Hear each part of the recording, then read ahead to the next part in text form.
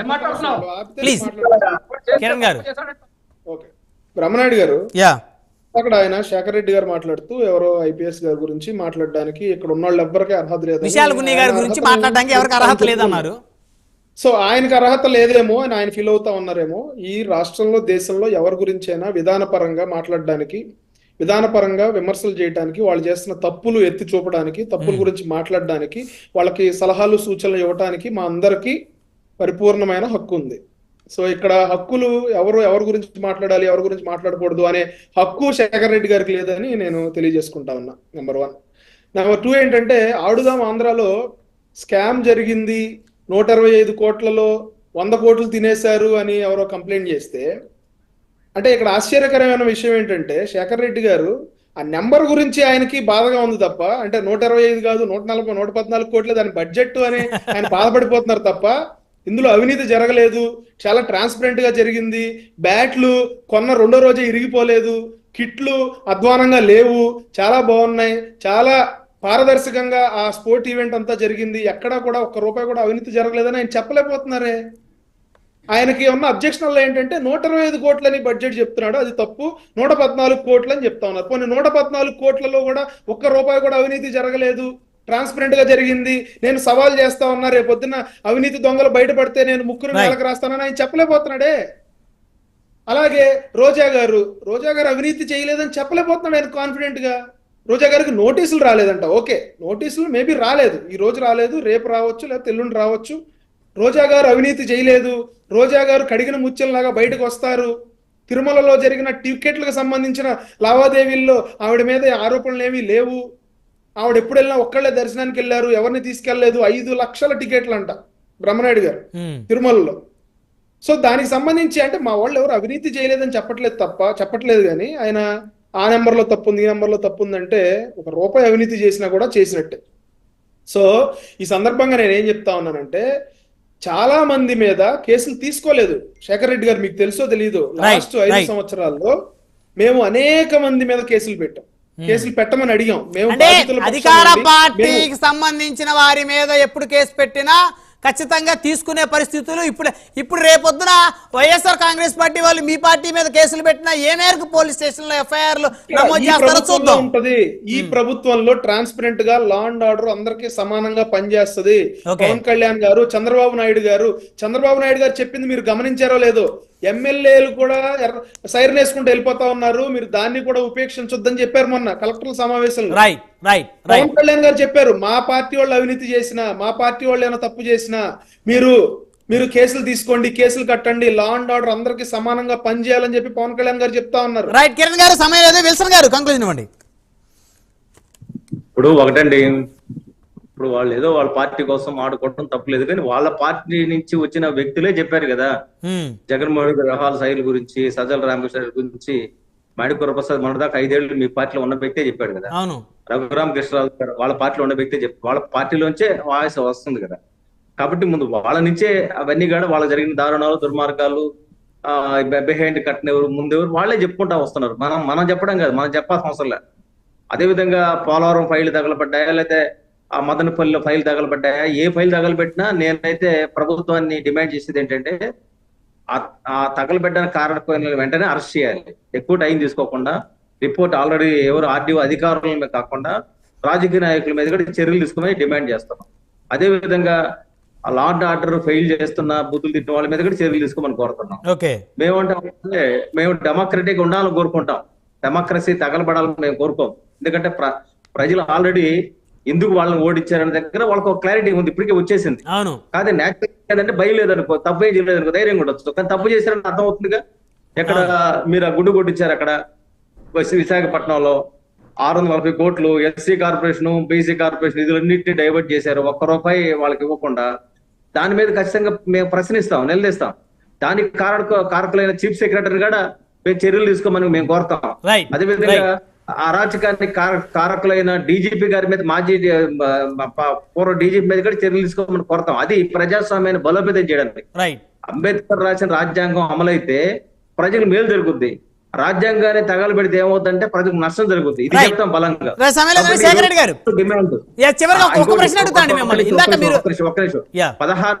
16 మందికి డ్యూటీ కాదు కదా, వాళ్ళు బయట తిరుగుతున్నారు, వాళ్ళ మీద నిఘా పెట్టాలా, వాళ్ళ ఆస్తులు మొత్తం కూడా సీజ్ చేయాలా. ఈ 16 మంది ఐపీఎస్లు ఏదైతే దుర్మార్గాలు చేశారనుకుంటున్నారో వాళ్ళు అన్ని ఆస్తులు కూడా సీజ్ చేసి ఎన్ఫోర్స్మెంట్ డైరెక్టర్ విచారణ జరపాలి, అందులో సందేహం లేదు. కానీ అది చేయాలి. వాళ్ళు సెలవు పెడితే మాకేంటి, సెలవు పెట్టకపోతే మాకేంటి, సంతకాలు పెడితే మాకేంటి, ప్రజల పక్షం మేము కోరుతున్నామంటే వాళ్ళు తప్పు చేసిన దగ్గర క్లారిటీ ఉన్నప్పుడు వాళ్ళ మీద చర్యలు తీసుకోవాలి. మేము డీజీపీ గారికి విజ్ఞప్తి చేస్తున్నాం, మీరు చర్యలు తీసుకోండి. వాళ్ళు సంతకం పెట్టినా పెట్టకపోయినా మాకేం వచ్చేలేదు, వాళ్ళు తప్పు చేశారు కాబట్టి మీరు వాళ్ళని బీఆర్ లో పెట్టారు, ఆ తప్పు చేసిన దానికి పనిష్మెంట్ కావాలని కోరుకుంటున్నాం. కామన్ మ్యాన్ మీద పనిష్మెంట్ ఇస్తారు కదా, ఎందుకు తప్పు చేస్తే వాళ్ళ మీద పనిష్మెంట్ చేయాల్సిన అవసరం ఉండదు. రేపు ఎవరైనా ఇంకొక ఇప్పుడున్న ప్రభుత్వంలో ఐపీఎస్ తప్పు చేయకుండా ఉండాలంటే పాత వాళ్ళ మీద ఖచ్చితంగా చర్యలు తీసుకోవాలి. శేఖర్ రెడ్డి గారు, ఇందాక మీరు అన్నారు కదా యూట్యూబ్ లో వీడియోస్ చేసుకుని ఒక బుడ్డోడు కొడాలి నాని గారి మీద దాడికి వచ్చారని చెప్పేసి. సో కాబట్టి నేను అడుగుతా ఉన్నాను, మీరు ఈ పదం మాట్లాడారు కాబట్టి, గత 5 సంవత్సరాల కాలంలో చంద్రబాబు గారిని, లోకేష్ గారిని ఇష్టానుసారంగా మాట్లాడి తొడలు కొట్టి మీసాలు తిప్పిన కొడాలి నాని గారు ఆ వీడియోస్ తీసుకున్న బుడ్డోడు బయటికి రండి అని చెప్పేసి అడిగితే ఎందుకు నాని గారు రాలేకపోయారు? అంటే అధికారం ఉంటే, ఇందాక నేను అన్నాను కదా ఇంట్రడక్షన్లో, అధికారం ఉన్నప్పుడే సింహాల, అధికారం పోతే ఆ బుడ్డోడికి కూడా నాని గారు భయపడ్డారా? మీరు అంటే మీరన్న పదంతో అంటున్నా బేసిక్గా అందరినీ. ఒక్క నిమిషం. బుడ్డోడు అనేది బూత్ అనేది తెలుగు భాషలో బూత్ లాగా నాకు ఎక్కడైతే. నేను బూత్ అంటలేదు, నేను బూత్ అంటలా. చిన్న కుర్రోడు, బుడ్డోడే కాదు, చిన్న కుర్రోడు సార్. ఒక్క నిమిషం. బుడ్డోడు అంటే బూత కాదు. ఆగండి సార్. బుడ్డోడు అన్నదానికి తెలుగుదేశం అధికార ప్రతినిధి వచ్చేసి ఓ మాజీ మంత్రిని లంగాగాడు అన్నాడంటే వాళ్ళ ఆక్రోశం ఏంటి? ఏ సాహెబ్ గారు మిమ్మల్ని అంటారు లంగాగాడు ఒప్పుకుంటారా? వద్దు ప్లీజ్, అవి వదిలేసేయండి శేఖర్ రెడ్డి గారు. నేను అడిగి చెప్పండి. ఆ చిన్న కుర్రోడు బ్రహ్మనాయుడు గారు, నేను ఒక మాట అంటే తర్వాత శేఖర్ రెడ్డి గారిని మాట్లాడమను. అతను దయచేసి బుడ్డోడు అవుతారా అన్నా, నేను వెనక్కి తీసుకోమనండి, నేను అన్న వర్డ్స్ వెనక్కి తీసుకుంటా. సారీ, ఓకే, అతను వెనక్కి తీసుకోమన్నాడు. ఓకే, ఆయన సారీ చెప్పారు శేఖర్ రెడ్డి గారు. ఆయన అన్న మాటకి, సాహెబ్ గారు అన్న మాటకి వెనక్కి తీసుకున్నారు, సారీ చెప్పారు, వెనక్కి తీసుకున్నారు. వదిలేసండి ప్లీజ్ సాహెబ్ గారు, సమయం లేదు, వదిలేసండి. మీరు ఇప్పుడు పబ్లిక్ లో మీరు ఇందాక అన్నమాట వెనక్కి తీసుకున్నారు, పొరపాటున మాట సారీ చెప్పారు, ఇంక వదిలేసేయండి శేఖర్ రెడ్డి గారు. నేను అంటున్నా బుడ్డోడు అనొద్దనంటున్నా, అది తప్పు. అతను యువనాయకుడు. ఓకే, నేను కాదన్ను, నేను చెప్తున్నా కదా. ఓకే అండి సాహెబ్ గారు. ఓకే శేఖర్ రెడ్డి గారు, ఆ చిన్న కుర్రోడిని చూసి నాని గారు ఎందుకు బయటికి రాలేకపోయారు? ఎవరికి ఎదరాల్సిన పని లేదు, బెదరాల్సిన పని లేదు. లా అండ్ ఆర్డర్ ఇస్తూ బయటకు తీసుకురావాల్సిన లా అండ్ ఆర్డర్ ని, రాష్ట్రంలో శాంతి భద్రతల్ని విఘాతం కలిగించడం వైఎస్ఆర్ కాంగ్రెస్ పార్టీకి ఏనాడు ఇష్టం ఉండదు. అలాంటి దిశగా మా వైఎస్ఆర్ కాంగ్రెస్ పార్టీ నాయకులు ఎవరు కూడా వెళ్లే పరిస్థితి ఉండదు. ఏదైతే వీళ్ళు నవ్వుకున్నట్టుగా ఆగండి తొందరే లేదు. 5 ఏళ్లు మీ పరిపాలనలో ప్రజలు ఈరోజు సార్ కిరణ్ గారు సిగ్గుపడాలి. మీ పంచాయతీరాజ్ మినిస్టర్ గారు ఉన్నటువంటి పారిశుద్ధ్యం ఎలా ఉందో, విష జ్వరాలతో రాష్ట్రం మొత్తం అల్లాడిపోతా ఉంది. బ్లీచింగ్ కలెక్టర్ అంటే 2 కోట్ల డబ్బులు లేవట. ఏమైపోయా తెచ్చిన డబ్బులన్నీ? ఫ్రెష్ గా ఉంటుంది. సాయంత్రం జోకులు వేయకూడదు శేఖర్ రెడ్డి, సాయంత్రం జోకులు వేయకూడదు శేఖర్ రెడ్డి.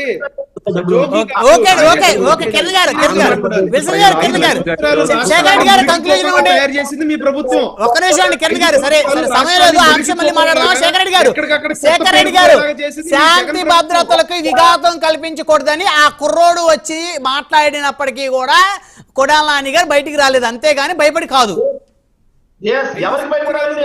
మురికి కోపంగా తయారు చేసింది జగన్మోహన్ రెడ్డి గారి ప్రభుత్వం, మీ ప్రభుత్వం. మీరు సిగ్గుపడాలి,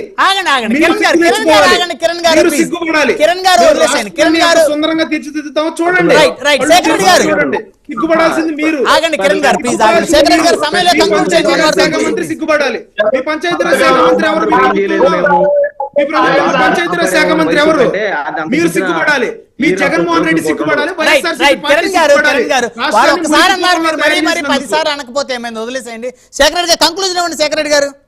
ఒకటి నేను క్లియర్ గా చెప్తాను. 166 కోట్ల రూపాయల సంవత్సరానికి వార్షిక బడ్జెట్ అయ్యే అన్నా క్యాంటీన్ ఓపెన్ చేసి దాంట్లో పిజ్జా బర్గర్లు కేఎఫ్సీలు తినే వాళ్ళ పక్కన నుంచో పెట్టుకుని వాళ్ళని పేదవాళ్ళలాగా కలరింగ్ ఇచ్చుకున్నటువంటి ఒక డ్రామా పార్టీ తెలుగుదేశం పార్టీ. ఏం పక్కన పేదవాడిని నించోడానికి హక్కు లేదా?